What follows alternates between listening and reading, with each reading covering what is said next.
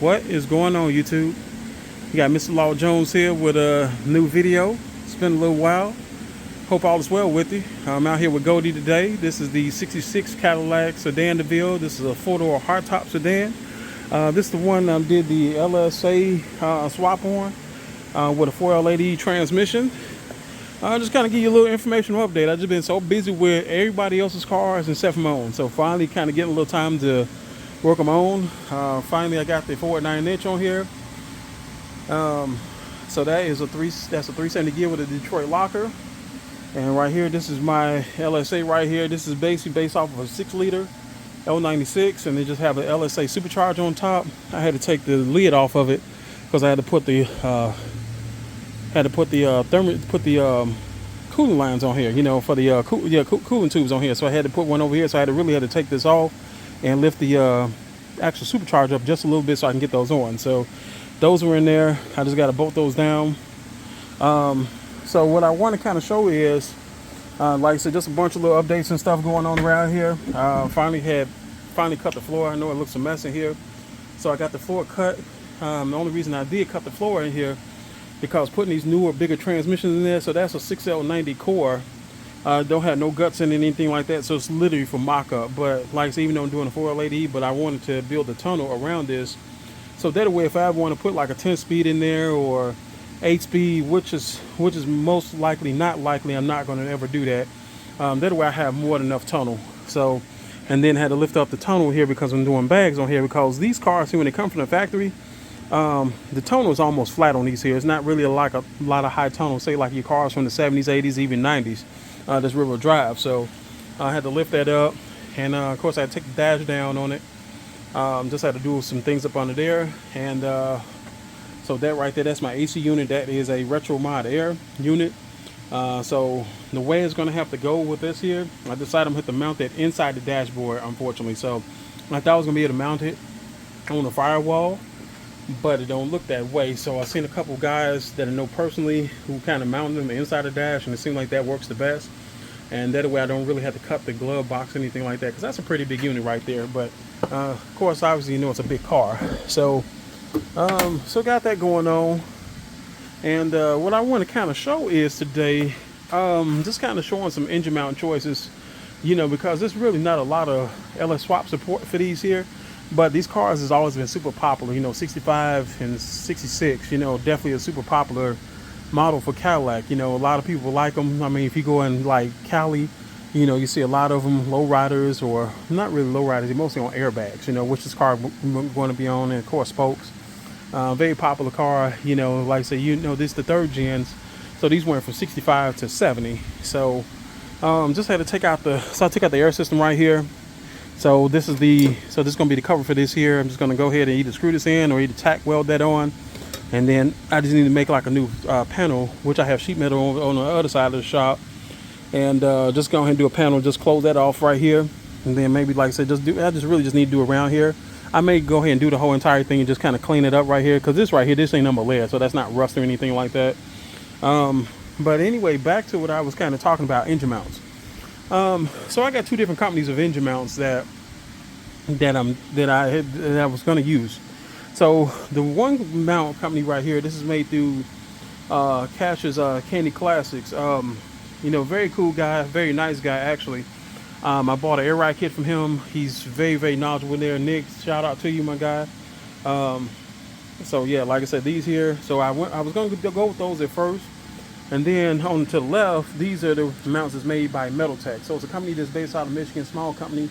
Guy named Jamie makes these here.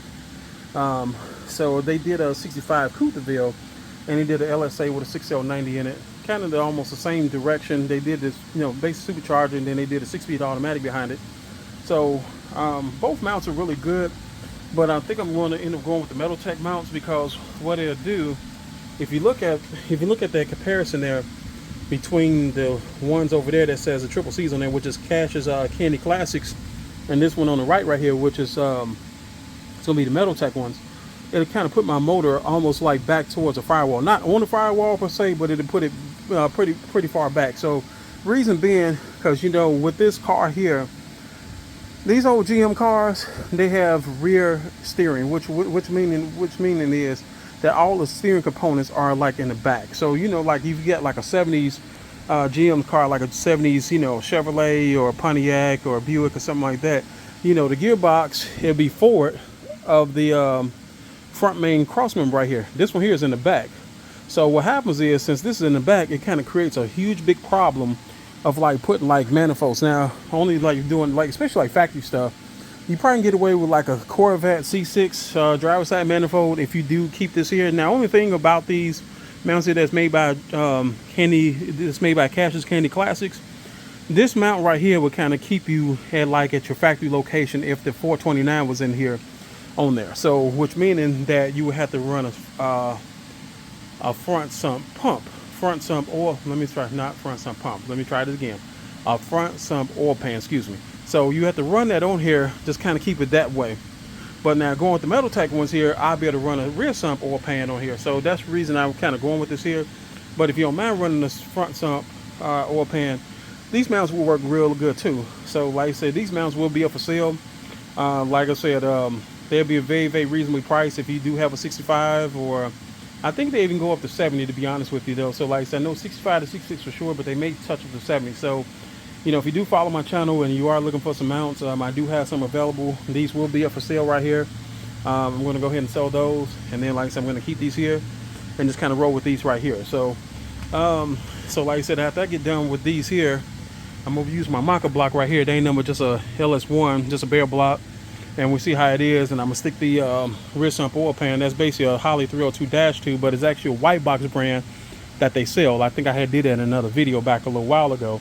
So if it clears all that steering right here, them steering components right there, and I'm gonna try like the Camaro Z01 headers, and like I said, should that clear that gearbox right here and doesn't interfere with anything, then we're gonna be in business. So at that point, then I'm gonna go ahead and get that motor, the LSA, and go ahead and bolt it up to the 480E that's wrapped up in all this plastic like a mummy wrap right here. Get that out and bolt those up together, and then like I said, that'll be in there. So like I said, when I get ready for me and my guy to get out here and do a little welding, get that floor together, and then everything will be a-okay. So that's really it. So yeah, just been super busy, just been cranking at it. So just trying to get the old girl rolling.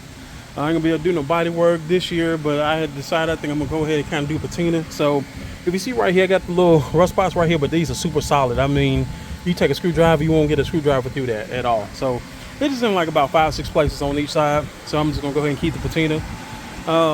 Like I said, got an 84 Caprice Landau. So this one here is a 6-liter in there, bored out to a 6.2, and it's just got a couple things needed to do to that one. And like I said, I'd be ready to go, get ready to start it up, and that'd be ready to go. Got a 65 C10 over here. This one here just about ready. I had put some new brake lines on it, so it had drum brakes all the way around on it. So decided to go ahead and, just went to 4-wheel disc on it. So no, front disc, rear drums. So I had to change the brake lines on there. So that's this 5.3 in there. So there's a little toe cam in it. So if you see right here, then put the CPP brake system on here. So it's got that in it. So just like I said, just getting that dialed in, just a little final little things got to be done to that, and then this will be out of here. So that's really it. And then like I said, just in the process of actually moving shops too. I think I may have mentioned that too. So I had bought some land about a year ago, and so I'm actually gonna go ahead and build a shop on that land, and then eventually at some point, I'm gonna get ready to try to build a home. So that's all I got going on in the world of Mr. Law Jones here. But I just want to do a video because it's like I said, it's been a while. I just wanted to kind of show the mount differences on 65 and 66 caddies.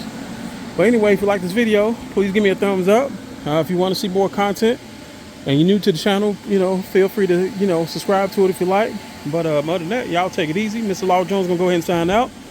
Y'all have a good one.